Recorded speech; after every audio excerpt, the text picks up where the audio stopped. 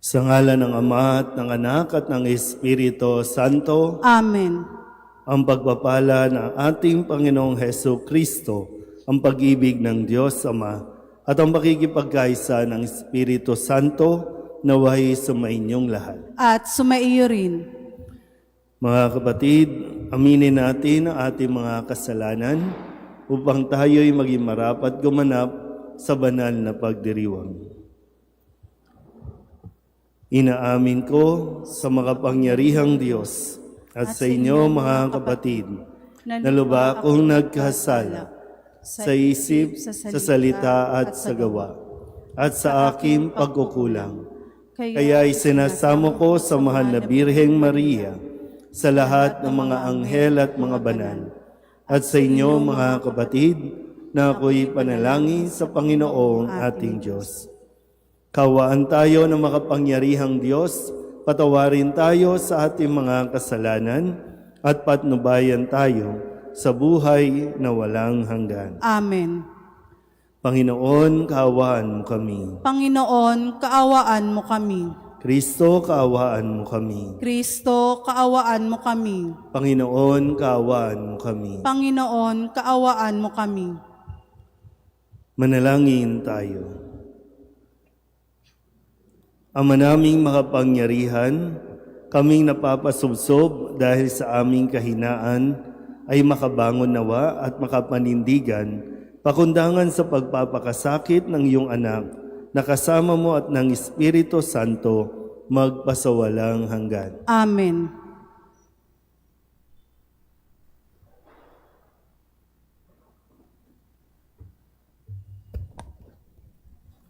Pagbasa mula sa aklat ni Propeta Isaías. Ito ang lingkod ko na aking itataas, na aking pinili at kinalulugdan. Ibubuhos ko sa kanya ang aking espiritu, at sa mga bansa ay siya ang magpapairal ng katarungan. Mahinahon at banayad kung siya'y magsalita, ni hindi magtataas ng kanyang tinig. Ang marupok na tamboy hindi niya babaliin. Ilaw na aandap-andap di niya papatayin. At ang katarungan ay paiiralin. Di siya mawawalan ng pag-asa ni masisiraan ng loob. Paghahariin niya ang katarungan sa daigdig. Ang mga bansa sa malayo ay buong pananabik na maghihintay sa kanyang mga tupa.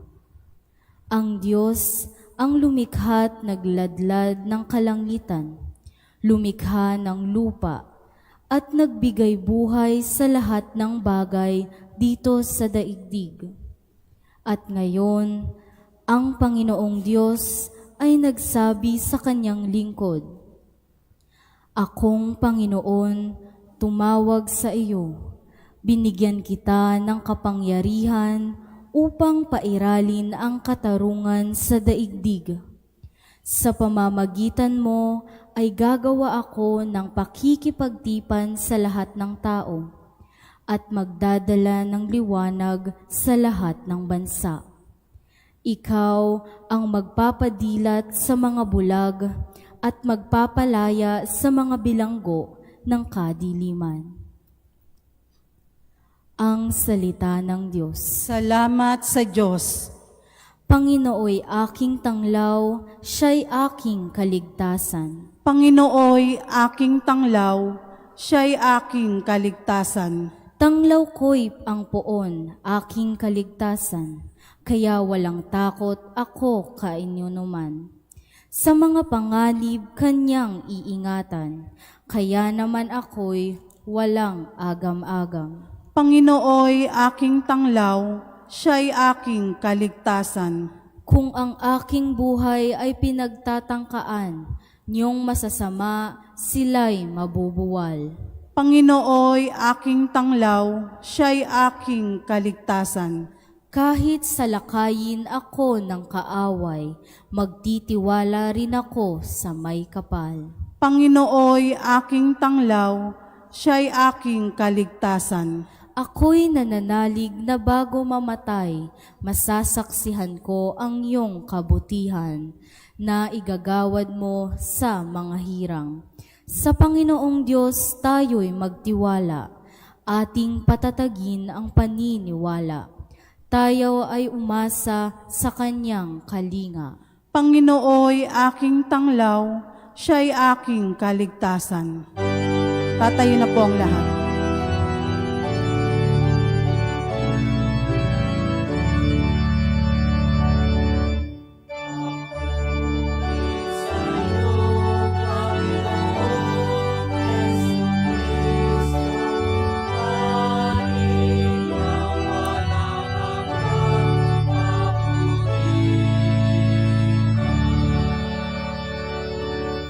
Nagpupuri kami sa iyo, Hari naming Heso Kristo. Ang pagdamay mo sa tao ay talagang patotoo na kami minamahal mo.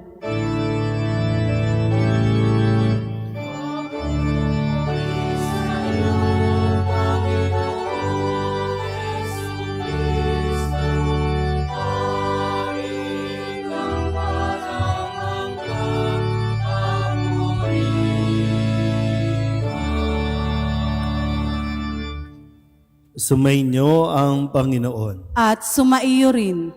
Ang mabuting balita ng Panginoon ayon kay San Juan. Papuri sa iyo, Panginoon. 6 na araw bago magpaskwa, si Jesus ay dumating sa Betanya, sa bayan ni Lazaro na kanyang muling binuhay. Ipinaghanda siya roon ng hapunan. Naglingkod si Marta at si Lazaro'y isa sa mga kasalo ni Jesus.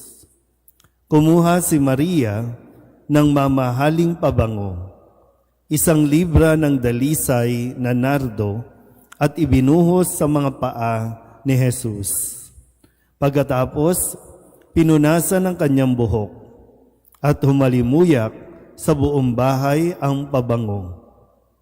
Si Judas Iscariote, ang alagad na magkakanulo kay Jesus, ay nagsabi, "Bakit hindi ipinagbili ang pabango at ibinigay sa mga dukha ang pinagbilhan?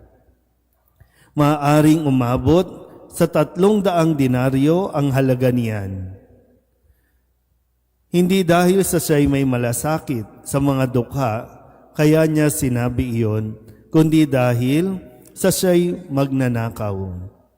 Siya ang nag-iingat ng kanilang salapi at kinukupit niya ito. Sumagot si Jesus, "Ano't siya'y ginugulo ninyo? Pabayaan ninyong ilaan niya ito para sa paglilibing sa akin.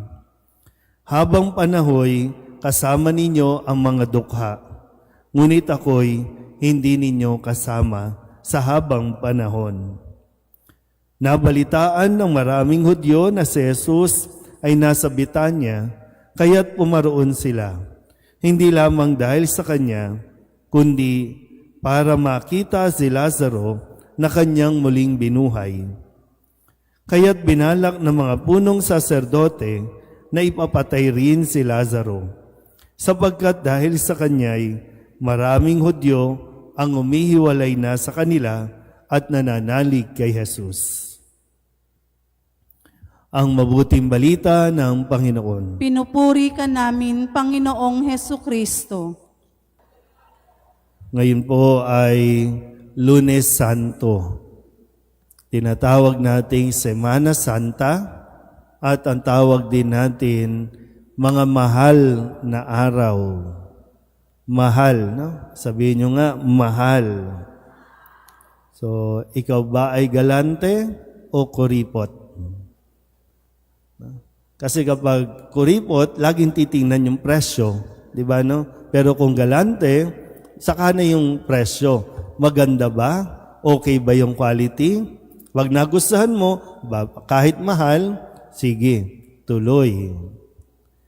Kaya no, pinagninilayan natin at muli pinapaalala sa atin, mahal ang mga araw na ito.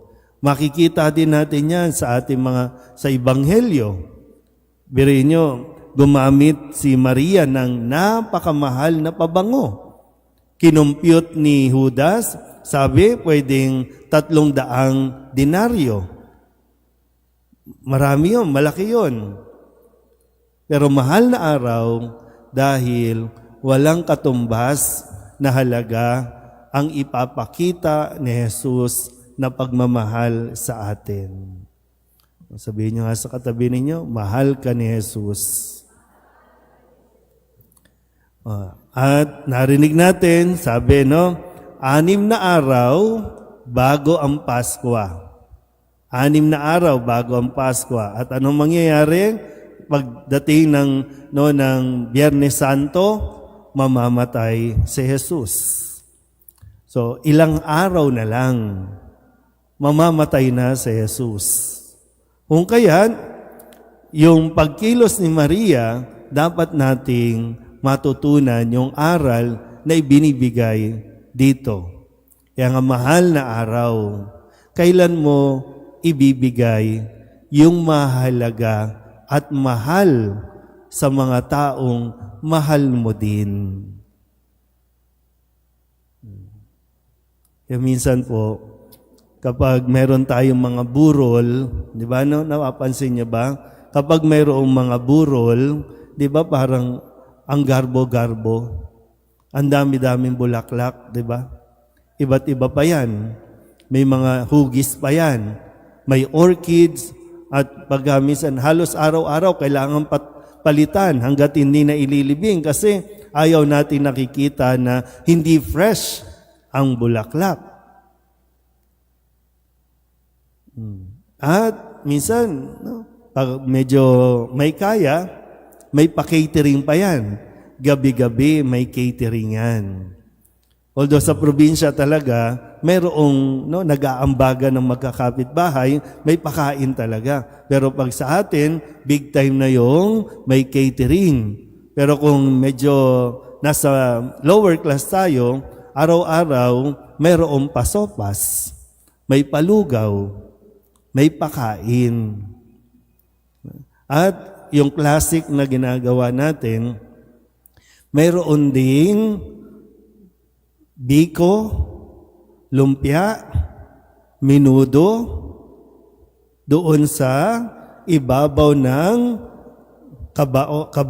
kabaong. Di ba na? Ginagawa niyo ba yon? Kasi sabi, ito yung mga paborito ng mga namatay. Minsan nga, mayroon pang yosi, mayroon pang alak. Kasi, di ba? Pero yung tanong, bakit nung nabubuhay pa, hindi mo binigyan ng bulaklak? Bakit nung nabubuhay, hindi mo binigyan ng makakain? Pag nagre-request nga ng matamis na bao, pagagalitan mo pa. Bawal sa iyo yan. Di ba? Pinagagalitan ng mga anak, lalo na kung yung mga magulang matatanda na. Kapag nagre-request, anak na ang nagagalit sa magulang. Pero pag namatay na, ay talagang buhos, di ba? Magandang damit, nasisirain din lang naman, hahatiin din yung likod.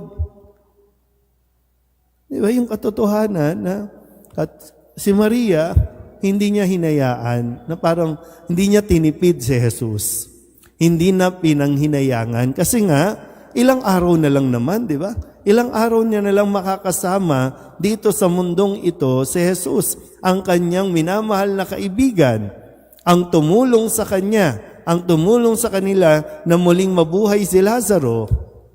Kaya habang buhay pa, talagang pinaghanda ng hapunan, pinakain. Kasi mahirap lagi yung nasa huli na, di ba? Iiyak ka na lang kasi maraming bagay kang hindi ibinigay nung siya ay nabubuhay pa. Minsan nga, nag-aaway-aaway pa yung mga kaanak. Kasi gusto natin maging ibigay ng todo-todo. Lahat ibigay. Kailangan maging maganda yung burol. Hindi naman na na-appreciate ng patay yun. Kung kayong matakot, hindi na-appreciate ng patay yun. Kasi wala nang pakiramdam yun. Wala nang kamulatan yun. sa mga buhay. Doon natin ibigay. So ngayon pa lang, isipin mo na rin. No? Huwag mo nang hintayin mamatay. Bigay mo na ngayon pa lang. Pero nasa sa inyo pa rin kasi lagi naman tayong ang gusto natin, laging nasa huli ang pagsisisi. Kung magdadamutan mo ngayon, wala nang magagawa yan. Kahit ikaw pa sumagot ng burol, ng libing, ng pakain na araw-araw, wala na yan. Kasi ang kailangan, yung nabubuhay. Kaya ngayon pa lang, no? Sabi nga ni Jesus, etong panahong ito, para sa Kanya ito, napakaraming araw para ka mamasyal, para ka mag-swimming, para ka magbakasyon. Ang dami-daming araw dyan.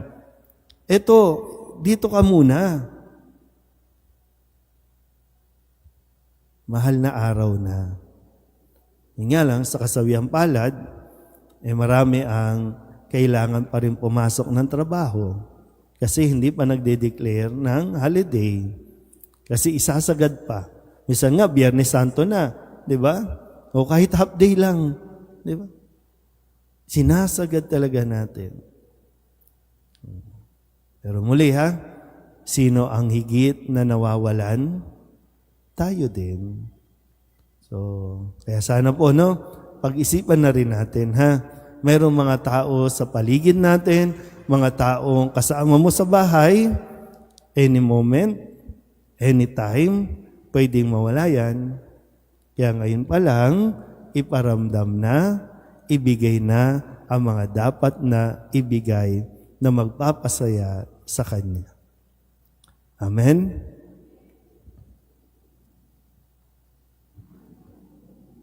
Magsitayo ang lahat.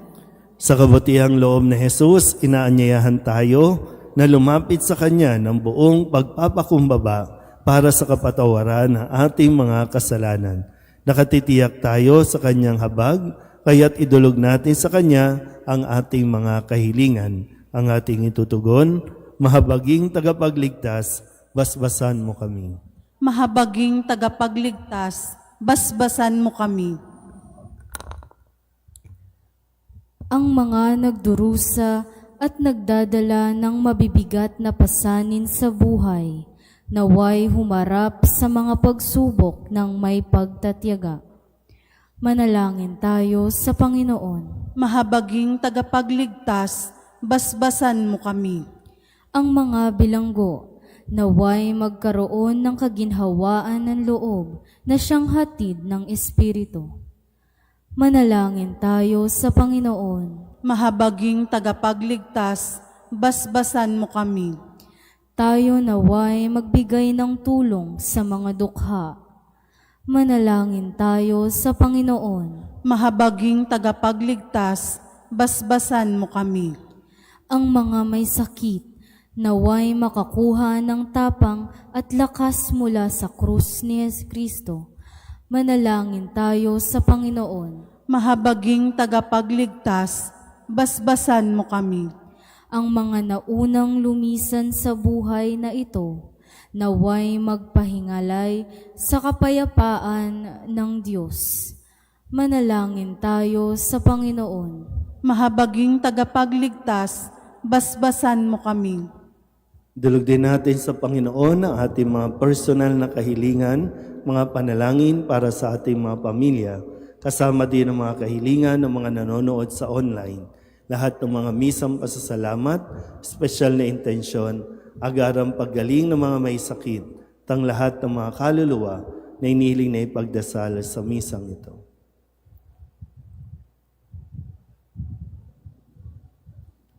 Ang lahat ng ito hiniling namin sa ngalan ni Kristo ang aming Panginoon. Amen. Ito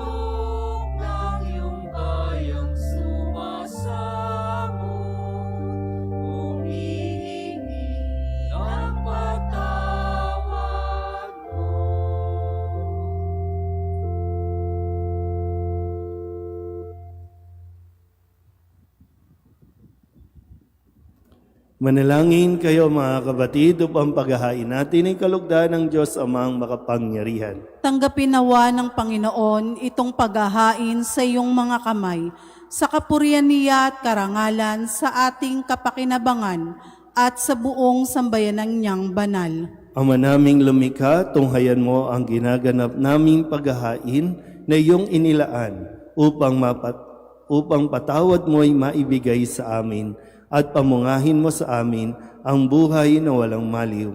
Sa pamamagitan ni Jesucristo, kasama ng Espiritu Santo, magpasawalang hanggan. Amen. Sumainyo ang Panginoon. At sumaiyo rin. Itaas sa Diyos ang inyong puso at diwa. Itinaas na namin sa Panginoon. Pasalamatan natin ang Panginoong ating Diyos. Marapat na siya ay pasalamatan.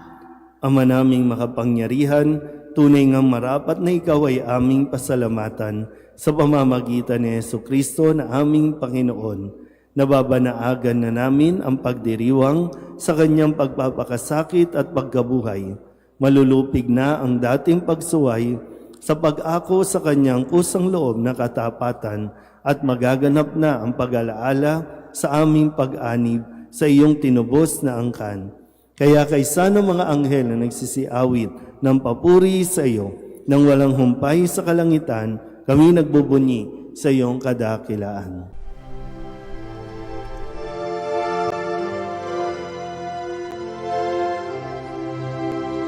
Santo, Santo, Santo, Panginoong Diyos makapangyarihan, napupuno ang langit at lupa ng kalwalhatian mo.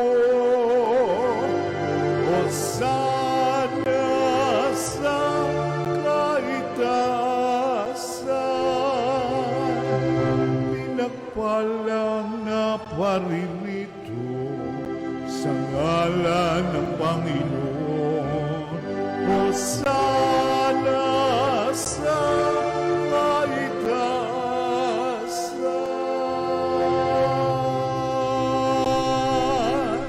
Ama naming banal, ikaw ang bukal ng tanang kabanalan. Kaya't sa pamamagitan ng iyong Espiritu, gawin mong banal ang kaloob na ito upang para sa aming maging katawan at dugo ng aming Panginoong Jesucristo. Bago niya pinagtiis ang kusang loob na maging handog, hinawakan niya ang tinapay, pinasalamatan kaniya, pinaghati-hati niya iyon, iniabot sa kanyang mga alagad at sinabi, "Tanggapin ninyong lahat ito at kanin, ito ang aking katawan na ihahandog para sa inyo."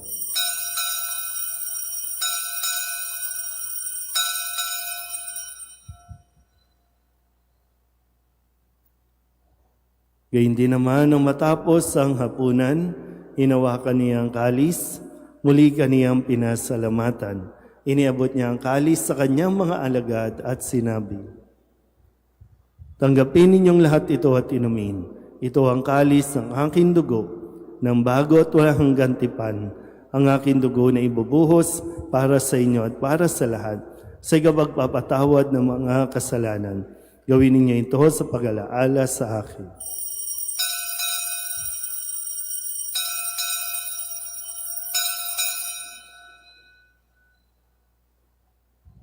Ipagbunyi natin ang misteryo ng pananampalataya. Si Kristo'y namatay, si Kristo'y nabuhay, si Kristo'y babalik sa wakas ng panahon. Ama, ginagawa namin ngayon ang pag-alaala sa pagkamatay at muling pagkabuhay ng iyong anak, kaya tiniaalay namin sa iyo ang tinapay na nagbibigay buhay at ang kalis na nagkakaloob ng kaligtasan. Kami nagpapasalamat dahil kami iyong minarapat na tumayo sa harap mo para maglingkod sa iyo. Isinasamo namin kami magsasalo-salo sa katawan at dugo ni Kristo ay mabuklod sa pagkakaisa sa pamamagitan ng Espiritu Santo. Ama, lingapin mo ang iyong simbahang laganap sa buong daigdig. Huspusin mo kami sa pag-ibig kay San Leon na aming Papa at ni Jose na aming Obispo at ng Tanang Kaparian. Alalahanin mo rin ang mga kapatid naming nahimlay na may pag-asang sila'y muling mabubuhay, gayon din ang lahat ng mga pumanaw. Kawaan mo sila at patuloyin sa iyong kaliwanagan. Kawaan mo at pagindapating kaming lahat na makasalo sa iyong buhay na walang wakas. Kaysa ng mahal na Birheng Maria na Ina ng Diyos, ng kabiyak ng puso niyang si San Jose, kaysa ng mga apostol at ng lahat ng mga banal na namuhay dito sa daigdig ng kalugod-lugod sa iyo, may pagdiwang nawa namin ang pagpupuri sa ikararangal mo sa pamamagitan ng iyong anak na aming Panginoong Heso Kristo. Sa pamamagitan ni Kristo, kasama niya at sa Kanya, ang lahat ng parangal at papuri ay sa iyo, Diyos Amang makapangyarihan, kasama ng Espiritu Santo, magpasawalang hanggan.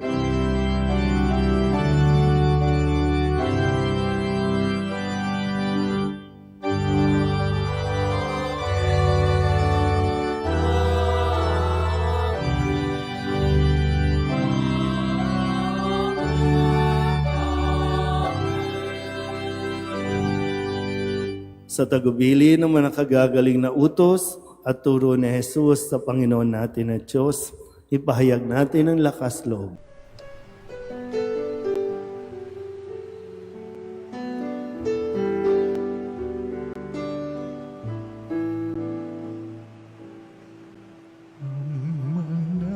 namin sumasalang ka, sambahin ang ngalan mo, mapasa amin ang kaharian mo, sundin ang loob mo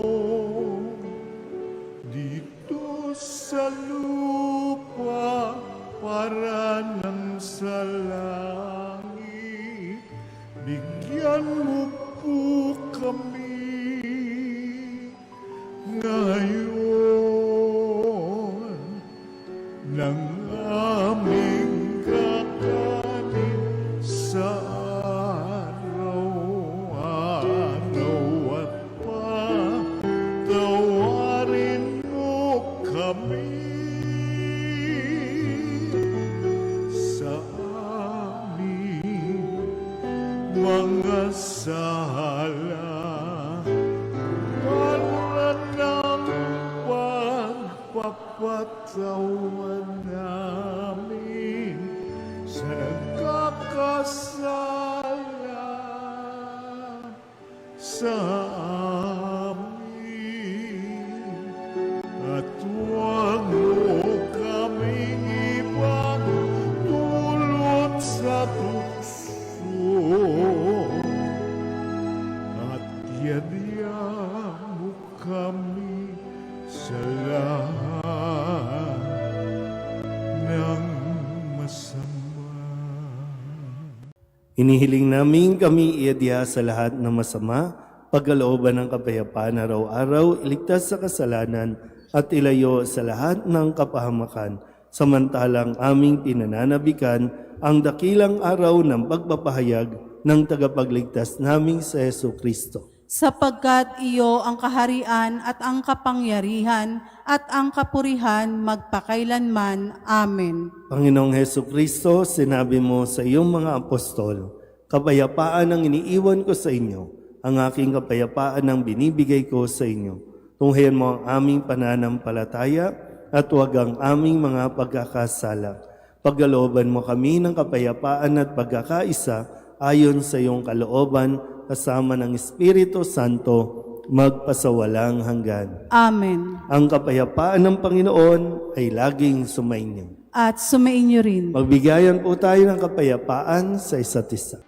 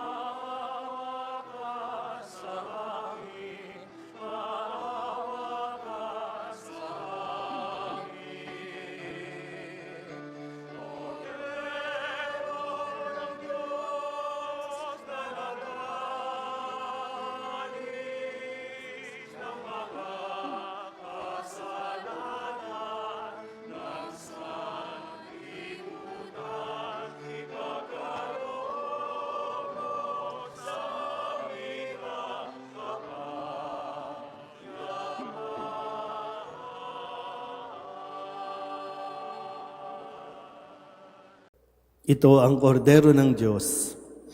Ito ang nag-aalis ang kasalanan ng sanlibutan. Mapalad ang mga inaanyayahan sa kanyang piging. Panginoon, hindi ako karapat-dapat na magpatuloy sa iyo, ngunit sa isang salita mo lamang ay gagaling na ako.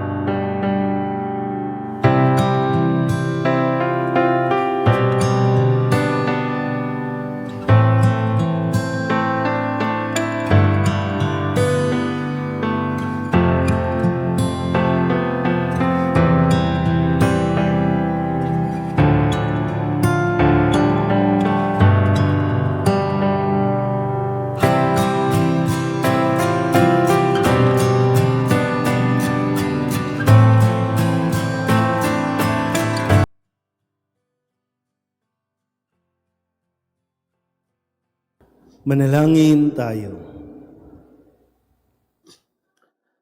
Ama naming mapagmahal, dalawin mo ang iyong sambayanan at tunghayan mo ang aming kaloobang nakalaan upang ang mga misteryo ng hapis at luwalhati ay ipagdiwang ang tinanggap naming kagalingan sa banal na pakikinabang na pinagsaluhan namin mula sa iyong mapagpalang kamay at pamalagiin mo sa amin pakundangan sa iyong patnubay sa pamamagitan ni Jesucristo kasama ng Espiritu Santo magpasawalang hanggan. Amen. Sumainyo ang Panginoon At sumaiyo rin. at pagpalain kayo ng makapangyarihang Diyos, Ama at Anak at Espiritu Santo. Amen. Tapos sa banal na misa, humayo tayo sa kapayapaan ni Kristo. Salamat sa Diyos.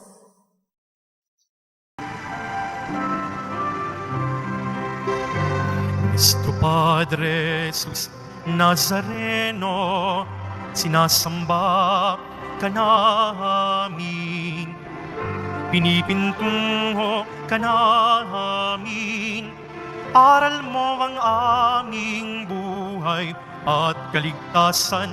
Nuestro Padre Jesus Nazareno, iligtas mo kami sa kasalanan. Ang krus mong kinamatayan ay sagisag ng aming kaligtasan. Nuestro Padre Jesus Nazareno, dinarangal ka na amin. Nuestro Padre Jesus Nazareno, nilulwalhati ka namin. Nuestro Padre Jesus Nazareno, dinarangal ka na amin. Nuestro Padre Jesus Nazareno, nilulwalhati ka na